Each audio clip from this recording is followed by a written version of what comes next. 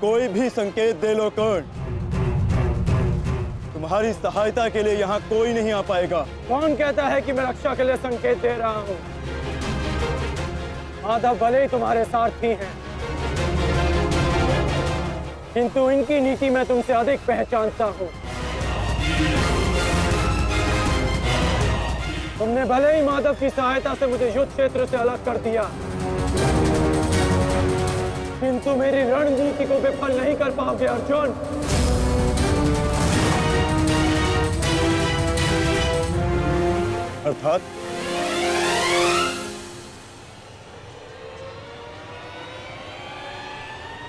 अर्थात मैं तुम्हारी रणनीति में नहीं, तुम मेरी रणनीति में फंसे हो अर्जुन। तुमने मुझे कौरवों से अलग नहीं किया, बल्कि मैंने तुम्हें पांडवों की सहायता से विमुख कर डाला।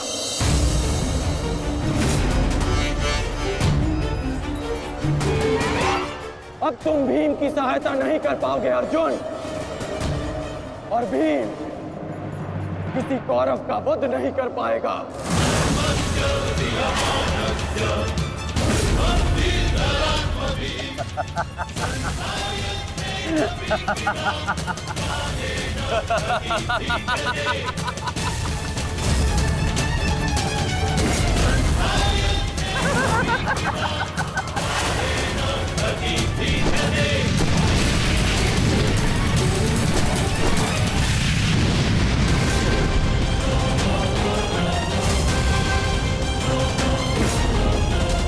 हमारा काल बनकर आए थे मूर्ख भीम, परंतु आज तुम स्वयं अपने काल के जाल में फंस गए। प्रिय भ्राता भीम, अकेले ही 100 कौरवों का वध करने की शपथ ली है ना तुमने? तो अब देखते हैं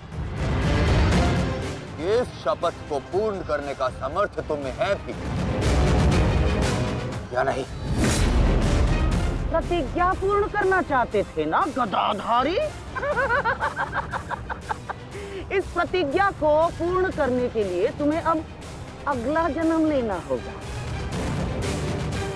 क्योंकि इस जन्म में तुम्हें मरना होगा गदाधारी।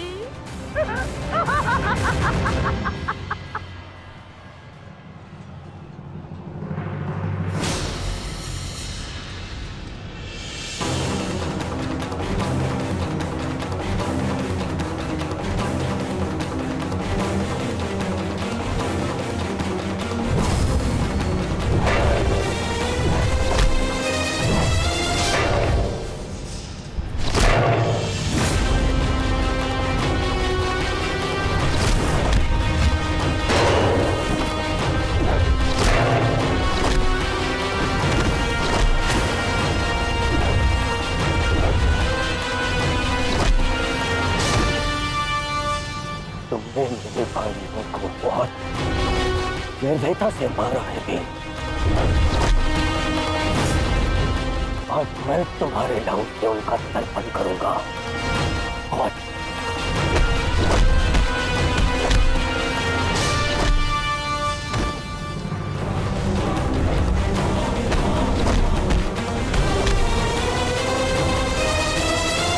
मैं तुम्हारे लहू से उनका तर्पण करूंगा।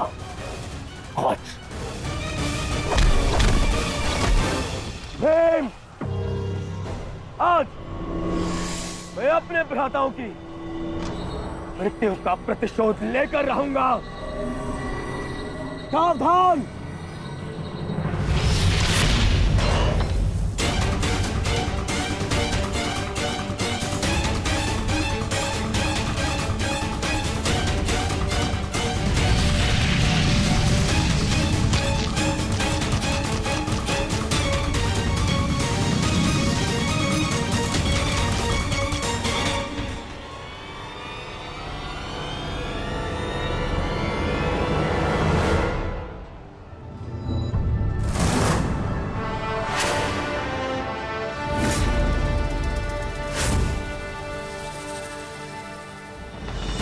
आपका प्रतिशोध पूर्ण हो न हो, परंतु मेरा प्रतिकार आज अवश्य पूर्ण होगा।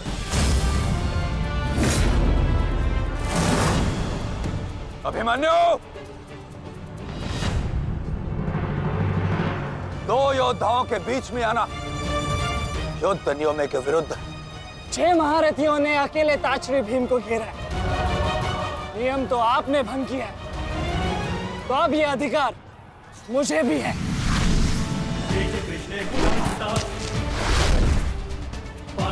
अभिमन्यु!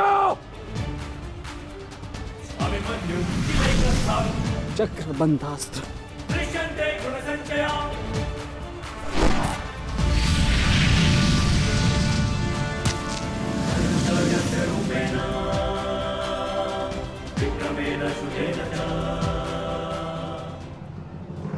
अभिमन्यु, तुम भूल रहे हो, मैं तुम्हारे पिता के आचार्य का पुत्र हूं। चक्रबांध अस्त्र का तोड़ मैं जानता हूं। चक्र विपरीत अस्त्र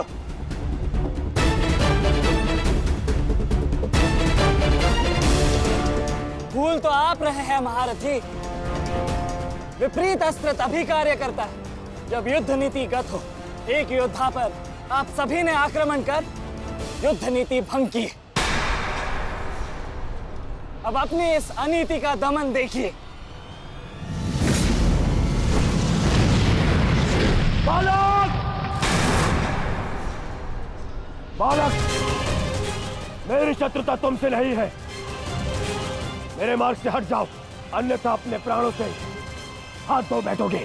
धो तो आज मैं उस कलंक को दूंगा जो मेरे परिवार के माथे पर है, कि अपने कुलवधू के अपमान का प्रतिकार नहीं कर पाए।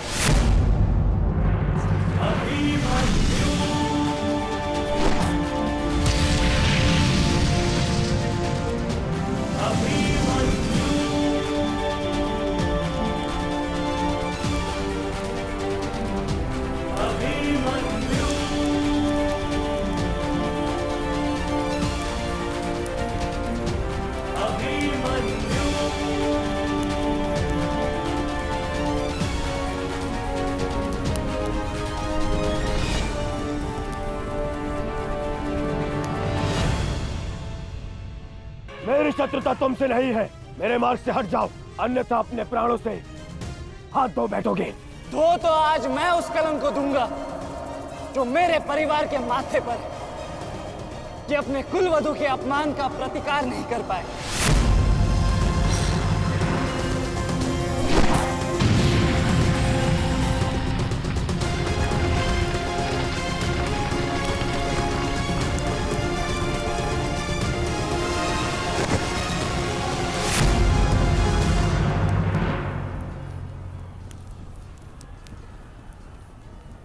अनुभव करो इस ज्वाला को युवराज दुर्योधन।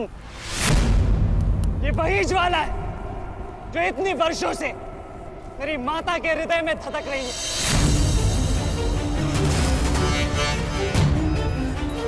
छोटा था मैं बहुत, पर मेरा रोम रोम जल उठता था ये सुनकर कि मेरी माता के साथ क्या हुआ। सोचो, मेरे माता पिता और मेरे काकाओं पर क्या बीती होगी जब उन्होंने वह दृश्य देखा। मेरे माता पर क्या बीती होगी जब सहस्त्रों आंखें उनके वस्त्रहीन होते शरीर पर पड़ रही थी। आज मैं आपको उस अपमान का अनुभव कराऊंगा। आपकी पूरी सेना और महारथियों के समक्ष आपका वस्त्र हरण करूंगा और कोई कुछ नहीं कर पाएगा।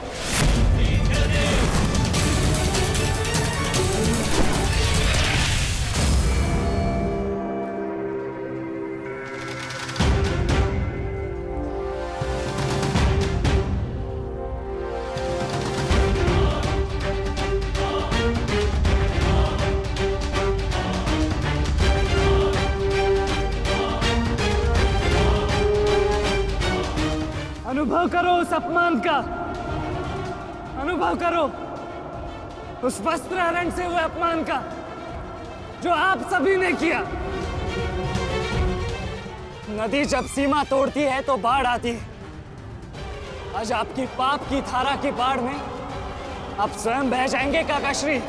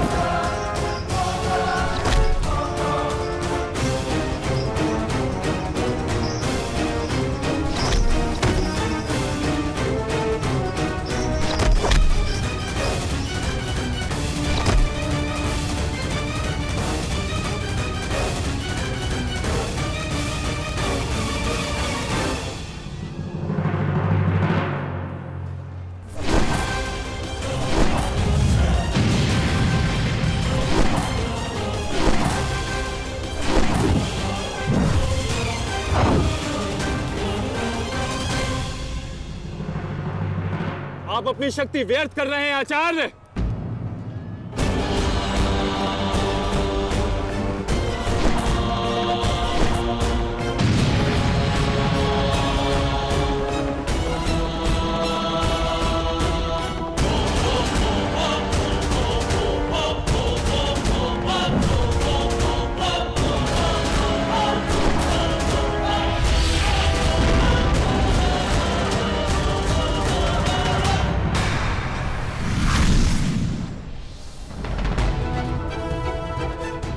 दुर्योधन को मेरी सहायता की आवश्यकता है।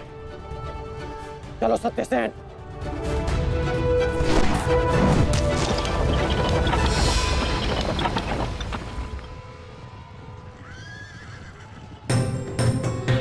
कहां चले अंगराज? मैं जानता हूं कि तुम्हारे मित्र पे आए संकट का संदेश तुम्हें मिल चुका है, परंतु मैं तुम्हें जाने नहीं दे सकता। तुम कदाचित मुझे रोक सकते थे अर्जुन, परंतु तुमने एक भूल कर दी। तुम अपने रथ पर नहीं हो अर्जुन। हाँ, वासुदेव तुम्हारे सारथी हैं, परंतु महाबली हनुमान का आशीर्वाद तुम्हारे रथ पर नहीं।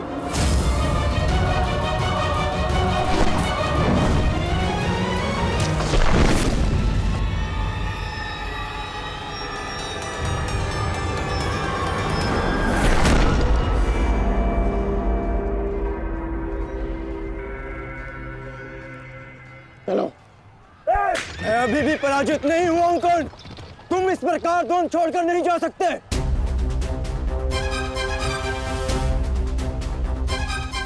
तुम युद्ध के नियम भूल रहे हो अर्जुन।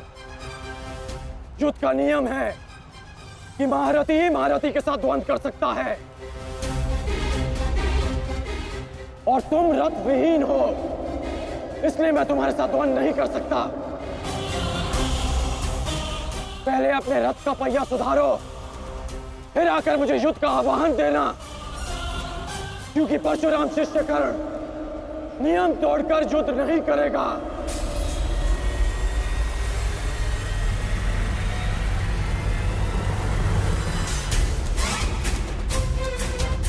चलो सत्यसेन।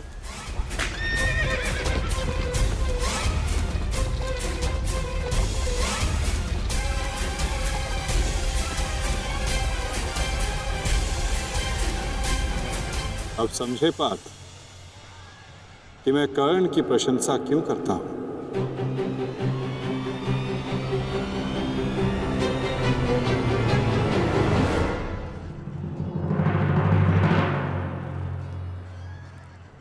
मानता हूं कि आपका वध करना काकाश्री की प्रतिज्ञा थी। उनकी प्रतिज्ञा को भंग करने का दंड मैं सह लूंगा, परंतु आज अपनी माता के अपमान का दंड मैं आपको अवश्य दूंगा।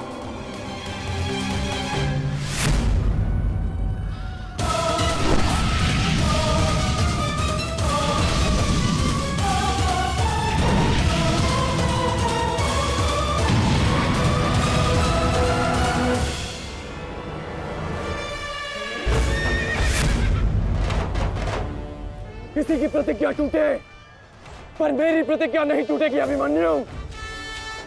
और मेरी प्रतिज्ञा है कि जब तक मैं जीवित रहूंगा मेरे मित्र के प्राण नहीं जाएंगे।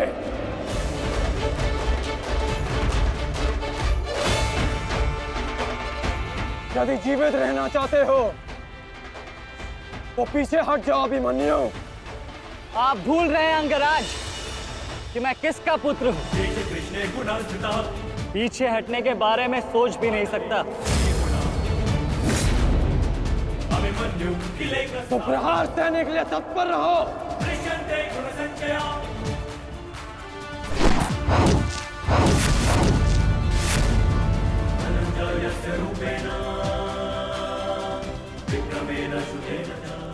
ये मेरे लिए पर्याप्त नहीं अंगराज।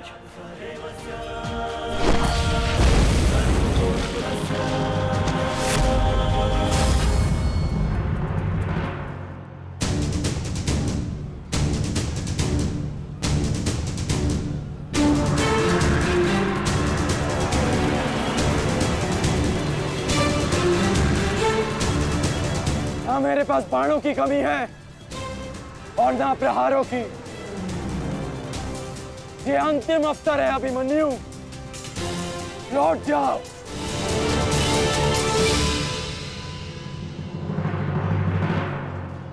तो मेरे तुनीर में भी उत्तर प्रस्तुत है अंगराज।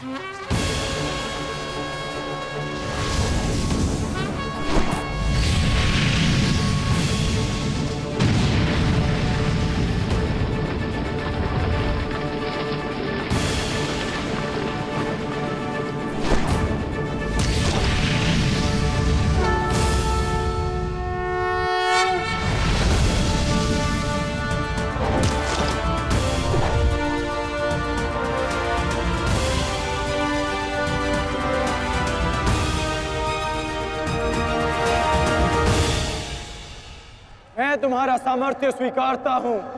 तुम एक कुशल योद्धा हो अभिमन्यु, किंतु कुशल होने के साथ साथ बुद्धिमान होना भी आवश्यक है। लौट जाओ। यदि कल युद्ध करना चाहते हो तो आज जीवित रहना सीखना होगा। लौट जाओ अभिमन्यु।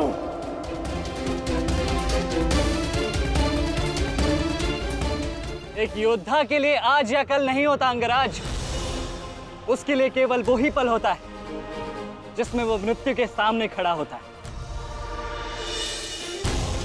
एक वीर योद्धा से सुना था मैं, हे मृत्यु, तैयार यदि तू आने को, प्रसन्न मुखा। द्वार खुला है, तेरा स्वागत, प्रसन्न मुखा।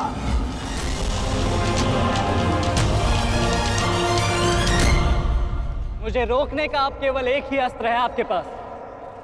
यह आपको मेरा वध करना होगा। तो लीजिए अंगराज, अपने पुत्र के मृत्यु का प्रतिशोध लीजिए। आपके समक्ष आज वो योद्धा खड़ा है जिसके पिता ने आपके पुत्र का वध किया था। प्रतिकार कीजिए अंगराज, रुके क्यों है? क्योंकि जो पीड़ा मैंने सही, मैं नहीं चाहता कि वो पीड़ा मेरा शत्रु भी सहे। कृष्ण ने अपना विकल्प स्वयं चुना था। वो रणभूमि छोड़कर जा सकता था, परंतु उसने मृत्यु चुनी। गर्व है मुझे तुम जैसे युवा योद्धाओं पर, जो अपना कर्तव्य पूर्ण करने के लिए सदैव तत्पर रहते हैं। मैं जानता हूं कि तुम पीछे नहीं हटने वाले अभिमन्यु, परंतु मुझे भी अपना कर्तव्य पूर्ण करना है।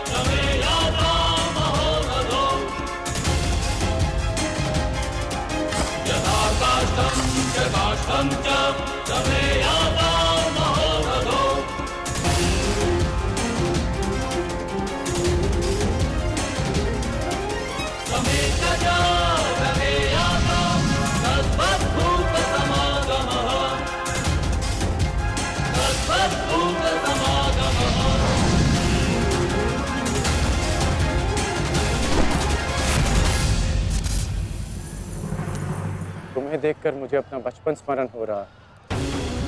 अभी तुम्हारा जीवन आरंभ हुआ है वत्स। इसे इस प्रकार व्यर्थ मत करो। मैं आशा करता हूं कि अगली बार जब हम दोनों मिले तो दो शत्रुओं के भांति नहीं, दो वीरों के भांति एक दूसरे के गले में। अभी तुम्हारा जीवन शेष है। जाओ वत्स।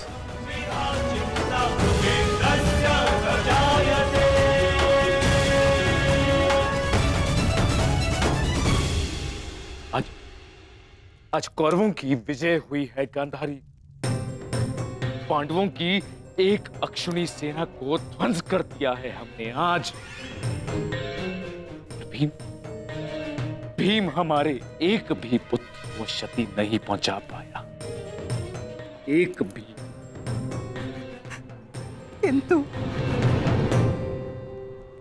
किंतु दुर्योधन का क्या महाराज?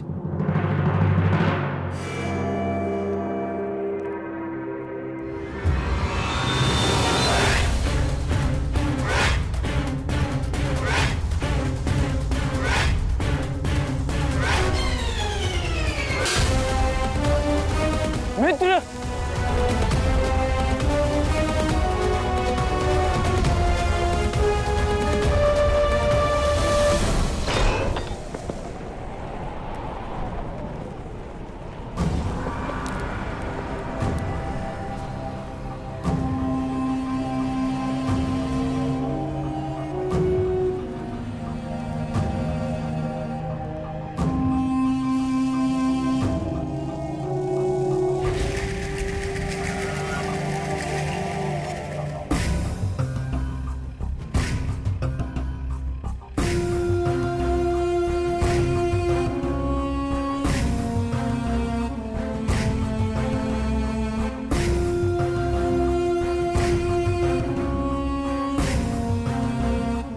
आज मैं आपको उस अपमान का अनुभव कराऊंगा। आपकी पूरी सेना और महारथियों के समक्ष आपका वस्त्र हरण करूंगा।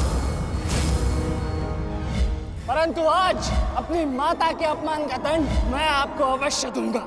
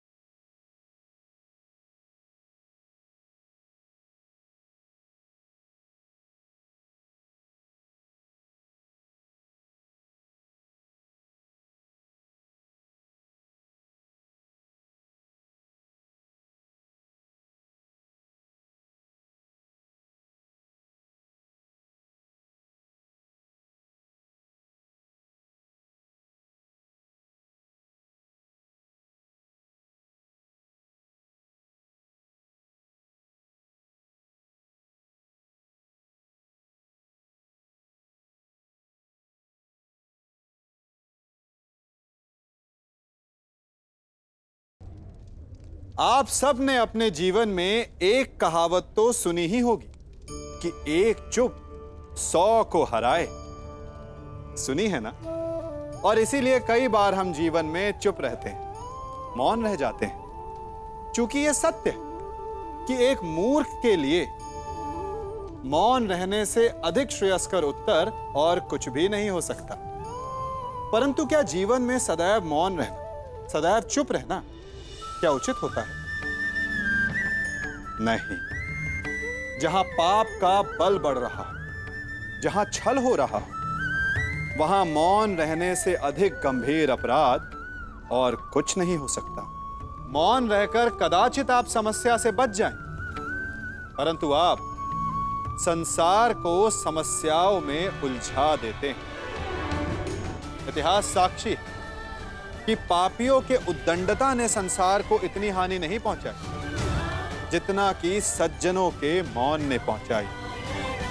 यदि कोई मूर्ख बोल रहा है तो मौन रहना उचित है, परंतु यदि कहीं अपराध हो रहा है, छल हो रहा है, तो उठिए और विरोध कीजिए, क्योंकि आप भले ही ना सही, परंतु आपकी आने वाली पीढ़ी इस पाप के दंड को अवश्य सहेगी।